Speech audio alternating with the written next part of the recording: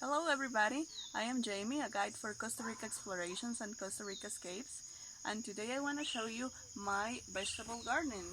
This is one of the things that you can do in your homes, and in Costa Rica many families used to have those because here you can produce your own food and this is totally organic.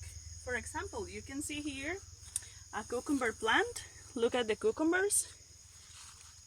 And here I have a tomato plant. And I have green onions here, and of course the onions too. Here I have celery, and here I have peppers.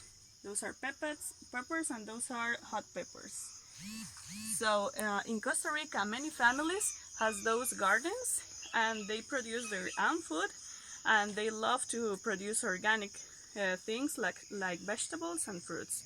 So come to Costa Rica, hopefully soon, and you can enjoy those fresh food. Bye!